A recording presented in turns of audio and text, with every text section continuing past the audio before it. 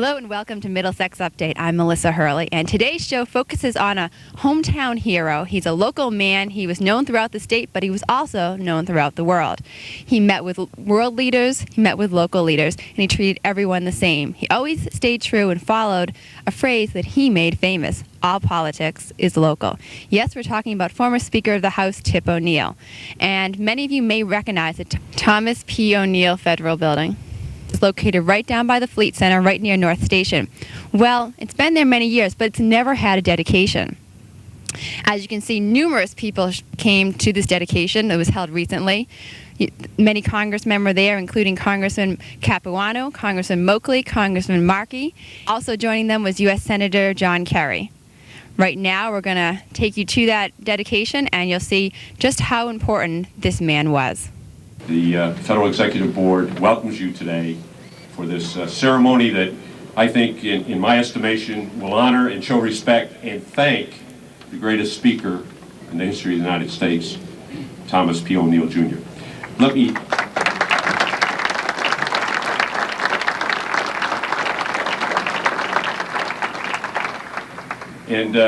Let me start to my far left, because the lady I'm going to introduce now really put this thing together. She showed the energy and the spirit and the organization. A lady that no matter what she asks you, you can't say no.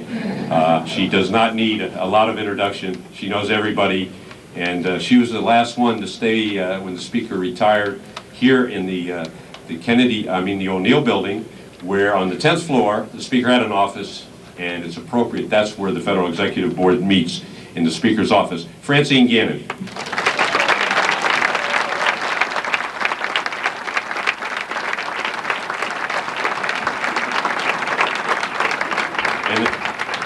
The next person, Tip's daughter, Susan, who, if you read the book, The Man of the House, was a little 2-year-old that said, when he was sworn in, "That's my daddy."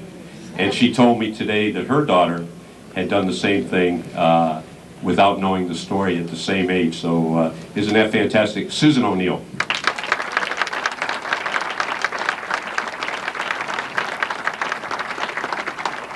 Of course, a man I think needs no introduction to all of us in the Commonwealth, the former Lieutenant Governor, son of the Speaker, and carries his name, Thomas P. Oneil III. Tommy?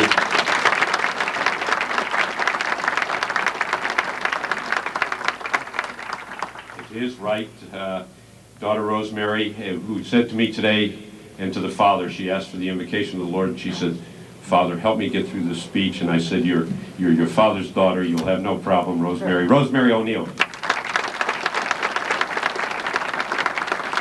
You've already met Father Leahy.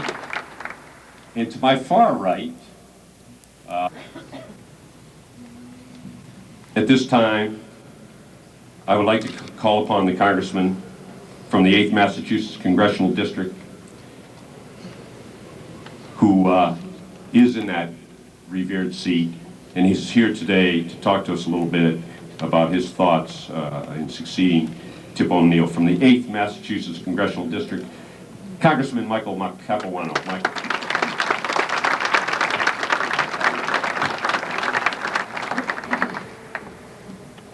I can't see half the people. I like that.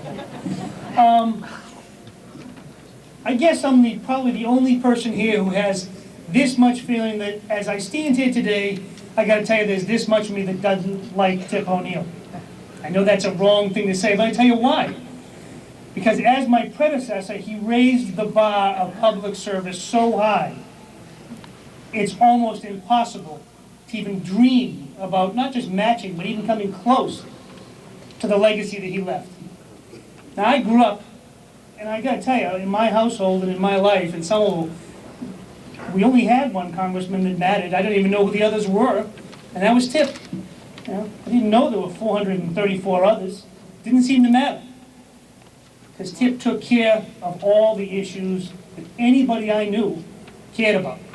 And he did it in a manner that was personal. Now, I got to tell you, I've been in public office for some 20 years in one capacity or another, and there's an awful lot of people in public office who get callous over the years.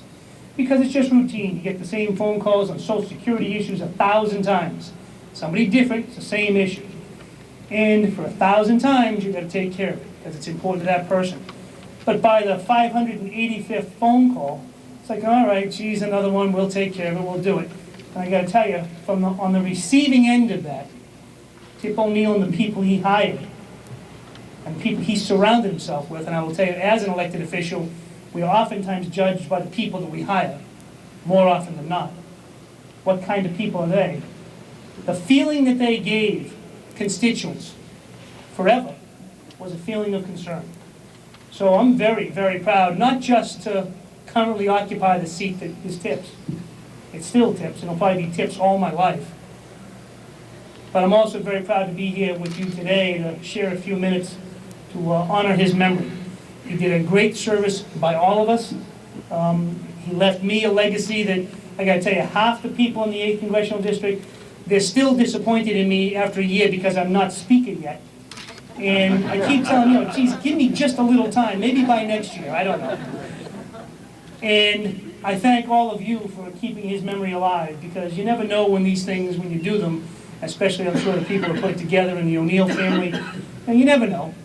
You never know who forgets, whose life moves on, and who appreciates Tip's memory. And the fact that there is such a large crowd here today, I think speaks volumes of his memory. And I thank you for being here, and I'm very honored to be here with you. Thank you.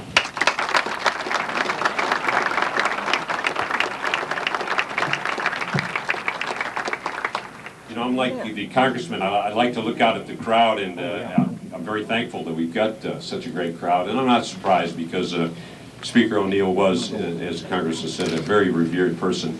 As they call him, a follow-through guy, a go-to guy, a person that took care of his family. At this time, from the 7th Massachusetts Congressional District, Congressman Ed Markey.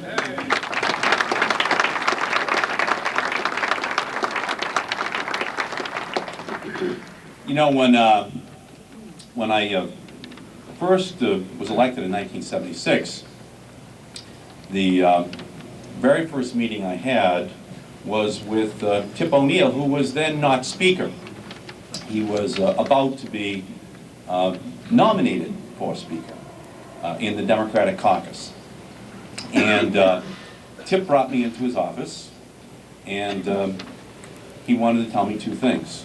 First, he wanted to tell me that he knew my reputation from the Massachusetts State Legislature, where my desk had been thrown out in the hall by Speaker McGee. And he wanted me to know on the first day that I had gone to BC, he had gone to BC. He was from Boston, I was from Boston. And that if there was a way in which we could work together, that it would be good for both of us. And he said, and trust me, Eddie, I know you don't understand it right now, but the longer you're here, the more you're going to like the seniority system. And I stand here today, understanding the wisdom of the ages communicated by Tip. And then he said to me, which committee would you like to be on? So I said, well, Tip, I'd really like to be on the Commerce Committee, because I'd like to work on telecommunications and energy and healthcare.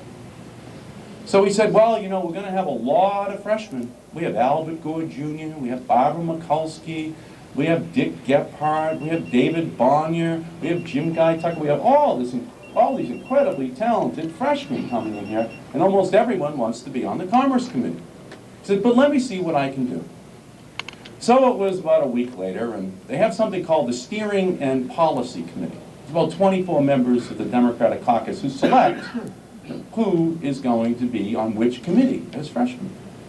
It's slightly more complicated, actually, than the College of Cardinals selecting a new pope, okay? And it's almost indecipherable to those who are not on the Steering and Policy Committee, but definitely to a freshman congressman. So it was about noontime on the first day, and Jim Wright, who was going to be the majority leader, the new majority leader, came up to me. And Jim Wright said, you're Ed Markey, right? I said, yes, I am. He said, well, I just want to tell you, we just had all of the nominations for membership on the Commerce Committee as freshmen made in the Steering and Policy Committee. And there were 25 members of your class who were nominated. And I just want to tell you that Tip O'Neill got up and he nominated you. And I have never heard a more incredible set of personal attributes ascribed to a young man in my life than Tip O'Neill ascribed to you this morning. And I am looking forward to meeting you. I said, well, how did I do on the vote? Well, he said, on the first round, he said, there were 24 votes cast, and you won all 24 votes on that first ballot cast. It was just a remarkable thing. How many people responded to Tip O'Neill's request that you be put as the senior freshman on the Commerce Committee? And thus began my career in Congress. And over the years, in incident after incident, I now can look back and understand how wise this man was. And for all 10 years that he was Speaker, I was in Congress with him. And I remember on the very last week that he was Speaker, he had agreed to partner with all of these younger members, Tom Downey and I and Les O'Coin and Ron Dellums, in our efforts to end Star Wars, end chemical weapons in the world, to stop nuclear testing. And the Congress was not going to adjourn in that election year of 1986 unless and until the amendments which had passed through the House were accepted by Ronald Reagan. And most people never give Tip O'Neill the credit, but he's the one who deserves it. That's why on October 11th and 12th in 1986, inexplicably, 3 weeks before the election, Ronald Reagan took off for Reykjavik. And it also explains why the Reagans were unprepared for that negotiation, because they knew they had to end the Congress, because Tip was committed as a legacy to peace on Earth. And he was committed as well to ensuring that this Reaganomics would be ended, because he understood that, as he said to me and he said to so many others so many times, that it doesn't work and it isn't fair. Because he knew that the programs for the poor and the sick and the elderly had to be cut in Reaganomics, in order to accommodate Reagatomics, in order to accommodate this tax cut and this huge military buildup.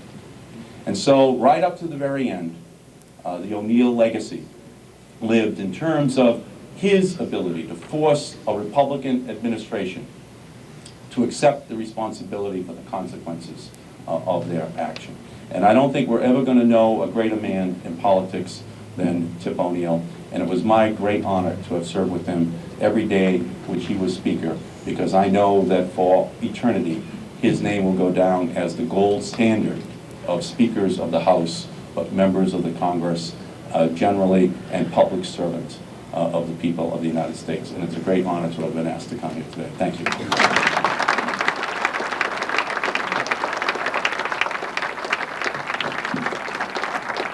Thank you, Congressman Markey. For those political junkies like myself, that inside ball, it really tells you he was a man of the House. He was truly committed to the people.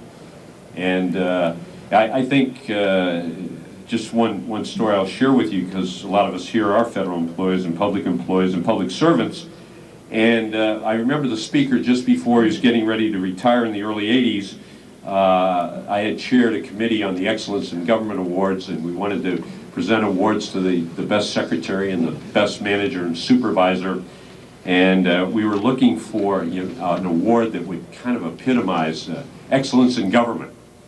And so we were sitting around and somebody said, Speaker Thomas P. O'Neill Jr., an award, how does that sound? And I said, well, it sounds great, but you think he'll do it? And we called the staff and talked to Franny and Jimmy Rowan and Jimmy Ferguson, and he said, well, the Speaker's kind of superstitious. He kind of thinks if you name something after him, then you're going to die. But we'll set it up. So I came over and we talked, and the Speaker said that to me. Bob, he said, you name something after me, you're going to die. And I said, Mr. Speaker, I hate to tell you, as great a man as you are, you will die someday. We hope not soon. But we would like to have your legacy, and excellence in government is what you stood for. And he laughed, he kind of smiled, and he said, name it after me. And he was the first recipient.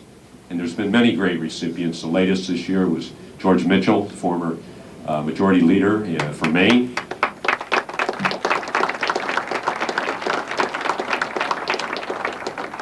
President Jimmy Carter.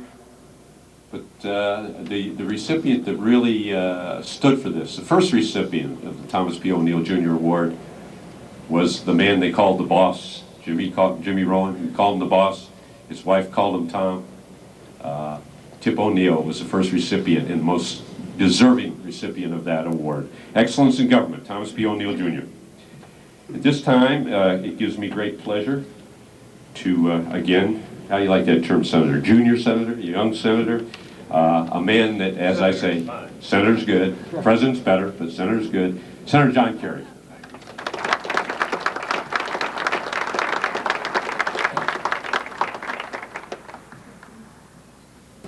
I first met him with Tommy way back when I first started in politics, and started learning some of those great Tip Oneil lessons right away.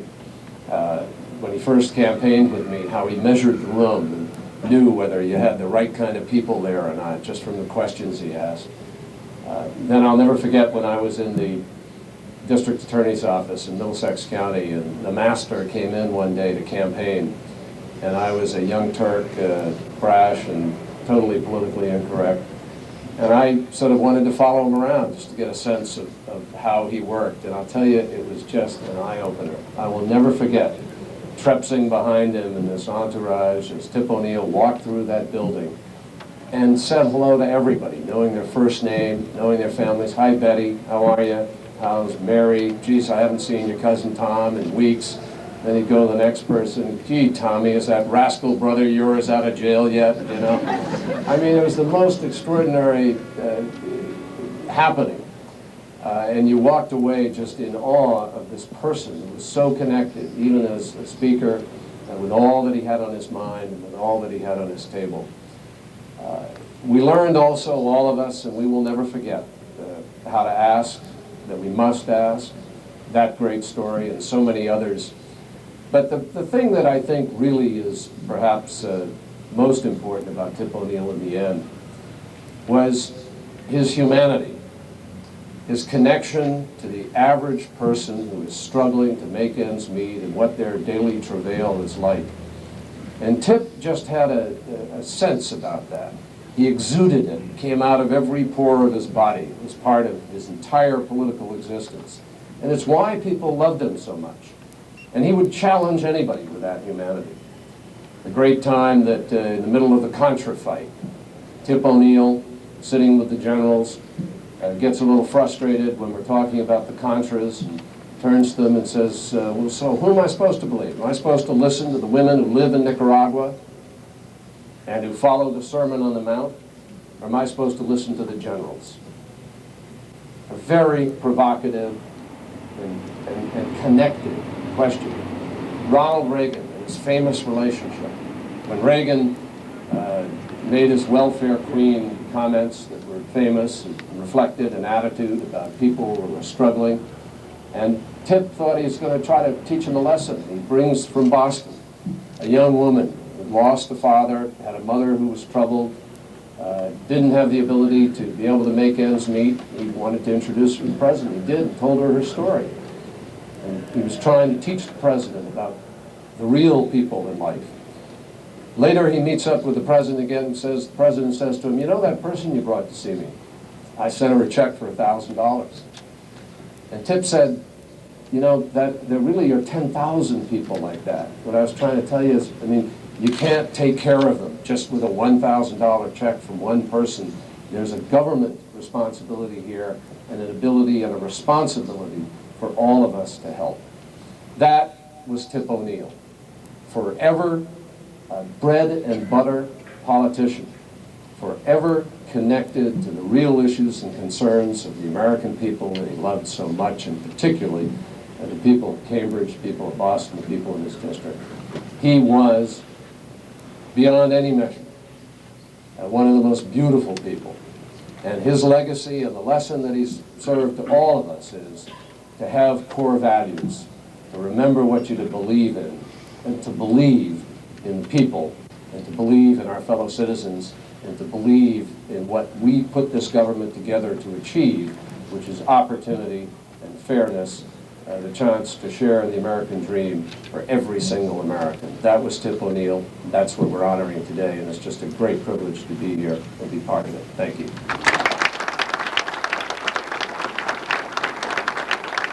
Thank you, Senator. And the Senator mentioned, and I hear that Brian Donnelly has joined us. Brian, there he is. Brian.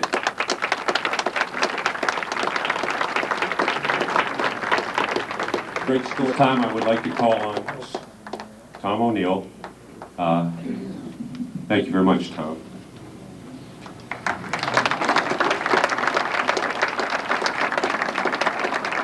Thank you, everybody. Bob, thank you very, very much. The program, Rosemary has it exactly right. She also keeps it pretty lofty. I, on the other hand, will not keep it as lofty. But to all of my father's colleagues in government that were here to help honor him, I want to thank you very, very much. Father Leahy, I want to thank you very much. To all the former colleagues in the U.S. House of Representatives that saw fit to come and be with us today, thank you so very much. But as importantly, let me tell you that for everybody that's here, whether you're family, whether you're friends, whether you're formerly of his staff, whether you're from North Cambridge, whether you're a government employee, that really is the essence of Tip Oneil and what he cared so desperately about, because it's you that help all of us keep his memory alive. I once heard Leo Deal say, you know, you really haven't lived till you met Tip Oneil. And he was right. I also have this kind of recurring thought about my father running into Danny Thomas and complaining about the fact that he never had enough stories. And Danny Thomas retorted, Tip, you don't need more stories. What you need is different audiences.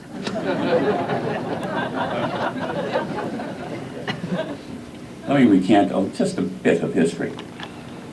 When this building was first appropriated for, I can remember my father kind of grousing about the fact that he really didn't want anything named after him. He really didn't. He didn't believe in it. He truly felt that if people cared, they'd remember long after he was gone and then come back and instill some memory and institutionalize it. I can remember my aunt saying about that, isn't he wonderfully modest? And my mother saying, what an old fool. And Joe Moakley and Ted Kennedy saying, Tip, let's seize the opportunity. What's wonderful is that my dad's staff, our dad's staff, saw fit to come in after the appropriation to let people understand exactly what it was Leo Deal understood. Get to know him. A man, as Rosemary posed, really understood his immigrant rooties. How he loved North Cambridge and the 8th Congressional District and the state of Massachusetts. How he loved his family and his God and his college. My father every year kind of held court at something called Barry's Corner. And at the end of his night, he would stand up and give that wonderful Townsend poem. I think probably to remind people that he remembered where he came from and he wanted them to do it. I also think it was a reminder to himself. It was given to him by the legendary mayor of Boston, James Michael Curley, and it went something like this. Around the corner I have a friend in this great city that has no end. The days go by and the weeks move on, and before you know it, a year is gone. Well, I don't see my old friend's face because life is a swift and terrible race, but I miss him just as much as in the days when he rang my bell and I rang his. We were younger then, and now we're older, tired men. Tired of trying to play a game, tired of trying to make a name. Tomorrow I say I'll call on Jim just to show that I'm thinking of him. And tomorrow comes and tomorrow goes, and the distance between us grows and grows. Around the corner, yet miles away, here's a telegram, sir. Jim died today. And that's what you get and deserve in the end. Around the corner, a vanished friend. One last word. The staff of Tip Oneil epitomized those words in his belief. And Franny, come up here.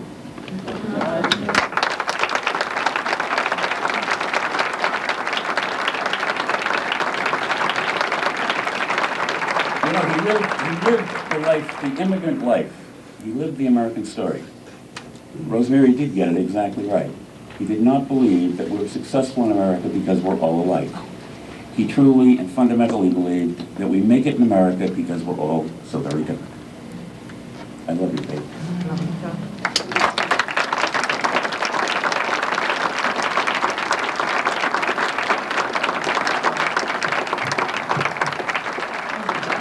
Thank you very much, Tom and Francine. At this time, the purpose we're here for, the dedication of the Thomas P. Oneil permanent exhibit in the building named after him. So if the Oneil family would please go over with Francine Gannon, and it's time to drop the drape, as they say. All right. There we go.